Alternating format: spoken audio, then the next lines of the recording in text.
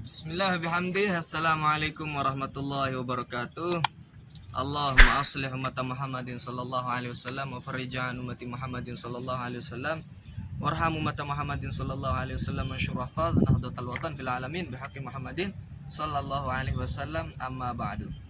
Teman-teman, sekarang ini kita berada di lantai paling atas ya daripada gedung Birrul Walidain yang kemarin sudah kita bahas isinya, yang terdapat museum di dalamnya. Nah, gedung ini di sini di atas ini ya, kita akan melihat dari sini hasil karya Al-Maghfurullah Maulana Syekh berupa madrasah-madrasah yang beliau perjuangkan dengan susah payah ya, sampai-sampai beliau pernah diusir demi mempertahankan untuk membuat madrasah ini. Nah, marilah kita lihat ya. Nah, itu salah satu madrasah ya yang beliau dirikan, yaitu ma'had ya. Ma'had, tempat ngajinya calon-calon ustadz di sana. Nah, kemudian itu di sampingnya itu ada SMK ya, SMK yang di sana banyak sekali ya karya-karya yang mereka persembahkan juga di sana. Dan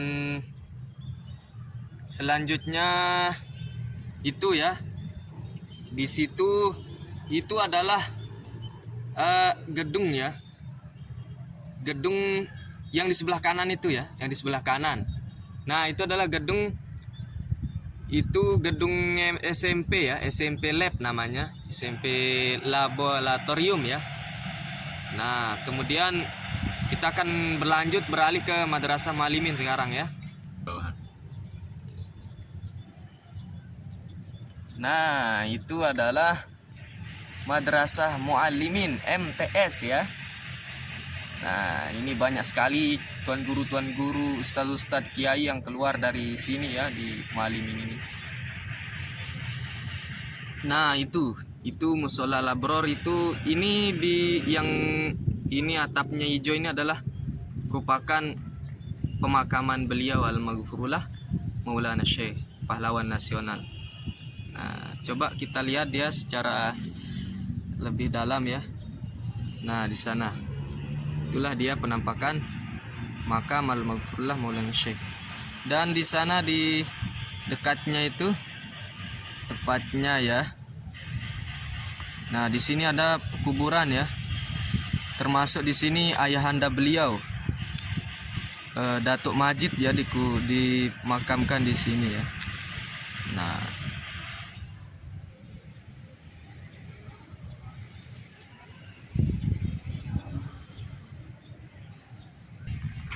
Nah, kita sekarang ke sini. Nah, itu adalah gedung IAIH ya, Institut Agama Islam Hamzan Wadi ya. Nah, ini tempat para mahasiswa belajar ya, dengan berbagai jurusan, termasuk salah satunya tarbiyah, ekonomi dan lain sebagainya ya. Nah, ini. Nah, selanjutnya ya teman-teman, ini atap daripada salah satu madrasah yang beliau dirikan yang bernama MAK ya, Madrasah Aliyah Keterampilan ya. Nah, inilah gedungnya, bisa kita lihat teman-teman. Luar biasa ya beliau. Ini merupakan hasil daripada istiqomah ya. Karena istiqomah itu dikatakan khairu min alfi karomah. Istiqomah memang luar biasa ya. Nah, itulah sekilas tadi ya, kita lihat tentang pemandangan di dari atas ya.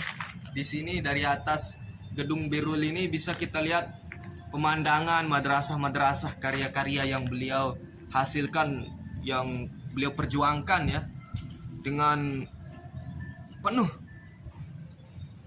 luar biasa. Pokoknya tidak bisa kita jelaskan saking luar biasa perjuangan beliau. Nah, jadi teman-teman, itulah tadi ya sekilas tentang pemandangan-pemandangan ya. Nah, kemudian sekarang ini di sana itu adalah Gunung Rinjani. Nah, gunung tertinggi di Lombok lah seperti itu. Karena ya mengenai Gunung Rinjani ini ya, di dalam wasiat beliau itu beliau pernah menyebut ya masalah Gunung Rinjani ini. Apa yang beliau katakan? Pulau Lombok kecil sekali ya, tapi gunungnya besar dan tinggi. Kalaulah orang pandai mengkaji, pastilah sujud 1000 kali. Itulah bunyi wasiat beliau yang menyebut tentang Gunung Rinjani. Sering beliau menyampaikan, kita dengar dari para masyaikh guru-guru kita, bahwa Gunung Rinjani itu, kata beliau, tempatnya kecil, tapi dia itu besar sekali. Itu kalau kita secara akal ya, paku yang besar itu di tempat yang sangat kecil ya, pastilah tempatnya itu akan hancur seperti itu kalau pakunya melebihi besar tempatnya seperti itu. Tapi ini beda dengan Pulau Lombok ya. Gunung Rinjani yang menjadi pakunya sangat besar dan pulaunya kecil sekali ya. Itu yang sering beliau sampaikan. Banyak sekali gunung kata beliau yang tinggi, si pada apa istilahnya, yang sama tingginya dengan Gunung Rinjani. Tapi tempat bedanya kata beliau, kalau Rinjani ini dia tinggi sekali, tapi tempat berdiamnya itu sangat apa istilahnya, tidak sesuai lah dengan ketinggian gunungnya ya. Beda lah dengan di Jawa maupun di pulau yang lain ya, atau di India ya. Kalau di sana pulaunya besar, tapi gunungnya sesuai lah. Pulaunya besar, gunungnya juga besar. Sesuai lah gunungnya dengan apa istilahnya, pulaunya. Nah, beda dengan Lombok ini ya. Pulaunya kecil tapi gunungnya besar ya, melebihi besarnya. Itulah seperti itu. Apa maksud? Ini kata beliau merupakan isyarat ya. Isyarat yang harus kita pahami kata beliau. Meskipun mungkin kita berasal dari orang yang tidak ada seperti itu, atau berasal dari kekurangan, atau di tempat terpencil, jangan sampai itu menyebabkan kita kalah dengan mereka yang lain seperti itu. Itulah salah satu isyarat yang diberikan oleh Gunung Rinjani ini. Nah, dan banyak sekali juga isyarat yang lain ya. Yang salah satunya yang saya pahami ya, kita harus melebihi, dalam artian seperti ini, kita harus berani melakukan suatu hal yang kita anggap baik, meskipun pendorong kita itu sedikit. Taruhlah seperti beliau ya kan. Beliau dulu ketika pulang dari Mekah ya, beliau mau mendirikan madrasah, tapi masyarakat beliau menentang seperti itu. Nah, beliau tapi dengan tentangan seperti itu nggak mau kalah seperti itu.